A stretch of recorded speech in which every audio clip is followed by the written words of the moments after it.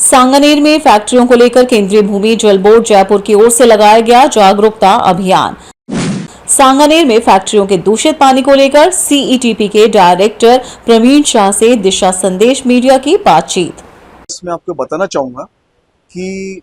केंद्रीय भूमि जल प्राधिकरण पश्चिमी क्षेत्र जयपुर के कार्यालय के द्वारा आज सीईटीपी के जो परिसर में हम लोगों ने एक जागरूकता शिविर का आयोजन किया हुआ है, जिसमें कि हमारे साथ में सीईटीपी के भी मेंबर्स जो हैं वो भी जुड़े हुए हैं, डायरेक्टर, सीईओज और आरएसपीसीबी भी जुड़ा हुआ है और हमारी सीजीडब्ल्यूए की जो जयपुर ऑफिस की पूरी टीम यहाँ पर है। हम लोग का मुख्य उद्देश्य इस जागरूकता शिविर करने का ये है कि सीईटीपी के जितने भी यूनिट और मेंबर्स इनके जरिए जो जुड़े हुए हैं उन सभी में अगर प्रेमिसेस में बोरवेल है तो उन्हें सीजीडब्ल्यूए के द्वारा जारी की गई एनओसी लेना भी अनिवार्य है। यह एक केंद्रीय भूमि जल प्राधिकरण की तरफ से दिशा निर्देश भी है। भले ही अगर वो उनका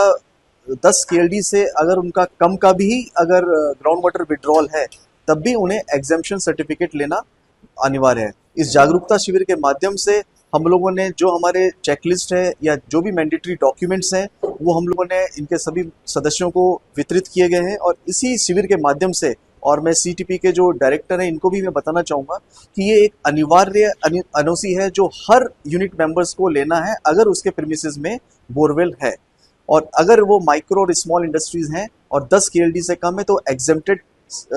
होते हैं, लेकिन उन्हें एग्जेम्पशन का सर्टिफिकेट भी लेना जरूरी है क्योंकि आए दिन ये चीज़ सुनने में आ रही है कि जितने भी हैं वो भूजल प्रदूषण का एक बहुत बड़ा कारण बन रहे हैं। तो मैं ये कहूँगा कि आप इसको थोड़ा सा रखें, और हमने इसके बारे में जितने भी रेन वाटर हार्वेस्टिंग हैं और भी जो भी चीज़ें हम लोगों ने यहाँ उसको वितरित की है अपने सारे माध्यमों से, तो इसी चीज़ के बारे में। Praveen Shah Sanganer environment project development का डायरेक्टर हूँ, जो सीईटीपी यानी कॉमन एफ्लुएंट ट्रीटमेंट प्लांट जो 892 यूनिट्स हमारी सांगानेर में रंगाई छपाई की है, उनसे निकलने वाले पानी को ट्रीट करने के लिए प्लांट यहाँ मुआना रोड पे लगाया गया है। और इस प्लांट को अभी हमने 13 मार्च से इस प्लांट का पुनर्संचालन इसका शुरू किया है और कोशिश कर रहे हैं कि इस प्लांट को पूर्ण कैपेसिटी पे चलाएं। मेरे साथ हैं हमारे सीईओ हैं महेश जी झालानी, हमारे सीएफओ हैं गोपाल जी अग्रवाल। मैं आपके माध्यम से ये बताना चाहता हूँ कि सांगानेर में रंगाई छपाई इकाई का बिजनेस बहुत पुराना काम है ये, और ये काम बहुत पुराना है लेकिन इसको कभी भी किसी तरीके का कोई संरक्षण नहीं मिल पाया। 2016 में इस प्लांट की नींव रखी गई जिसमें 159 करोड़ का एक प्रोजेक्ट लाया गया। आईपीडीएस स्कीम सेंट्रल गवर्नमेंट की थी, उस टाइम वसुंधरा राजे जी की सरकार थी, उस टाइम इस प्लांट को यहाँ लाया गया। तो उस टाइम जब इस प्लांट को बनाया गया तो इस भावना से बनाया गया कि सांगानेर को प्रदूषण मुक्त किया जाएगा, लेकिन 2019 तक जब तक ये प्लांट बन के तैयार होता, उससे पहले इस प्लांट को बनाने वाले ठेकेदार ने कुछ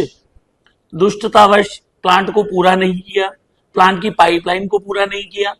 और प्लांट को अधूरा छोड़ करके, बल्कि इस पे लिटिगेशन लगा के इस प्लांट को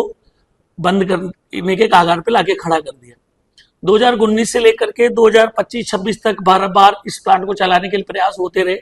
लेकिन कभी भी पूर्ण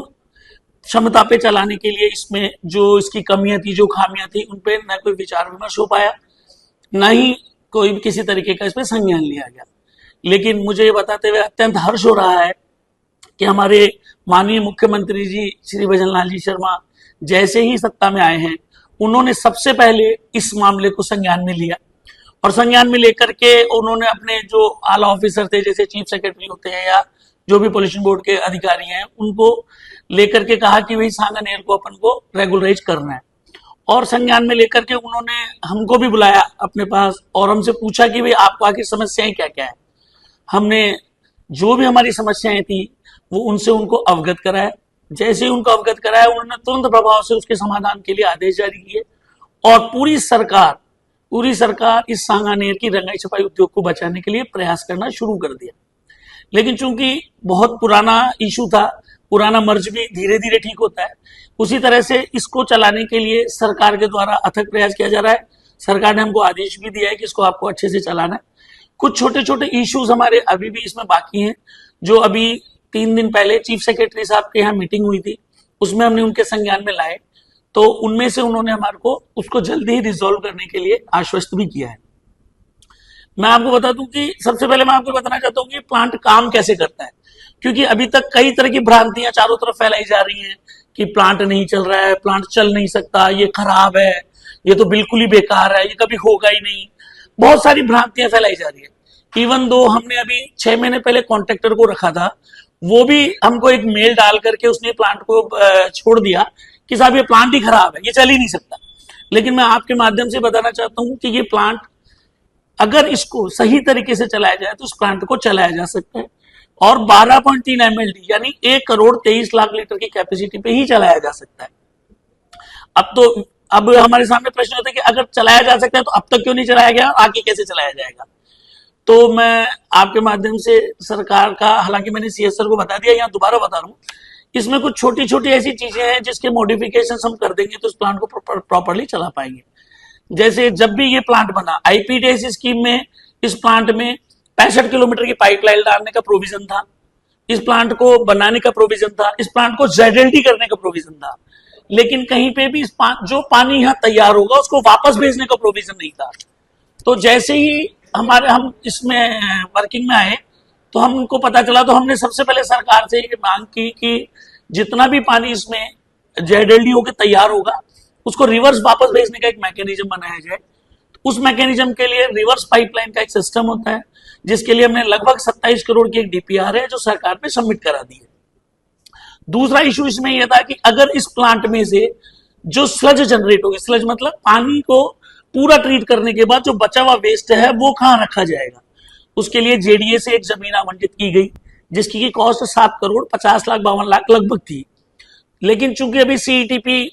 फाइनेंशियल क्राइसिस से गुजर रहा है, तो हमने सरकार से आग्रह किया था कि ये जमीन हमारे को निशुल्क प्रदान की जाए, जिसके लिए अभी CS सर ने मीटिंग में भी कहा कि हम कोशिश करेंगे कि आपको जल्दी ये उपलब्ध कराई जाए।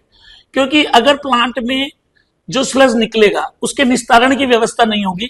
तो हम इस प्लांट को सुचारू रूप से नहीं चला पाएंगे। ये सिंपल सी बात है कि जो स्लज निकलेगा उसका निस्तारण होना चाहिए, जो पानी निकलेगा वो वापस भेजे जाने की व्यवस्था होनी चाहिए। तो अभी हमने ये तय किया है कि इस प्लांट को हम स्टेप वाइज चालू करेंगे। जैसे हमारे पास 12.3 MLD यानी 1,23,00,000 लीटर पानी हमको रोज ट्रीट करना है, हम इसको शुरू में 10 लाख लीटर, फिर 20 लाख, फिर 30 लाख, फिर 40 लाख, फिर 50 लाख, ऐसे डे बाई डे की कैपेसिटी बढ़ा करके और इस प्लांट को चालू करेंगे। इस प्लांट का एक सबसे बड़ा हिस्सा है MVR का मतलब यह है कि जो पानी हमारे RO से रिजेक्ट होकर निकलेगा, लगभग 90%, 92% पानी को हम RO से ट्रीट कर देंगे। 8% जो पानी बचेगा वो MVR के द्वारा उसको इवोपरेट किया जाएगा और उसमें जो सॉल्ट निकलेगा उसको अलग किया जाएगा और पानी को वापस यूज किया जाएगा। इस तरीके से ये ZLD पूरा होगा, जिसकी कॉस्ट लगभग 90 करोड़ रुपया हमारे DPR में थी और वो यहाँ पे लग चुका है प्लांट। लेकिन चूंकि ठेकेदार ने बीच में ही काम बंद कर दिया था, इसलिए उसके बहुत सारे कंपोनेंट गायब है और उसमें कंपोनेंट नहीं है जिनकी की हमने अभी जांच करवाई। एक साउथ की एजेंसी है, क्या नाम है उसका,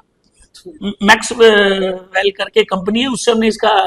ऑब्जर्वेशन करवाया तो उन्होंने हमको एक रिपोर्ट पेश की जिसमें उन्होंने बताया कि करीबन 7 से 8 करोड़ रुपए के इक्विपमेंट इसमें अगर लगा दी जाए तो ये MVR को हम चालू कर सकते हैं। तो उसके लिए हमने सरकार से अभी ये आग्रह किया है कि केंद्र सरकार में IPDS स्कीम का हमारे 37.5 करोड़ रुपया आना बाकी है। लिहाजा राज्य सरकार, माननीय मुख्यमंत्री जी आपसे आग्रह है कि राज्य सरकार हमारे को उस 37.5 करोड़ रुपए के एवज में या हमको 7 या 8 करोड़ रुपए अगर वो प्रोवाइड करा देते हैं तो हम इस MVR को भी चालू कर देंगे और इस प्लांट को पूरा 12.3 MLD पे संचालित कर पाएंगे। तो मेरा सिर्फ आपसे यही आग्रह है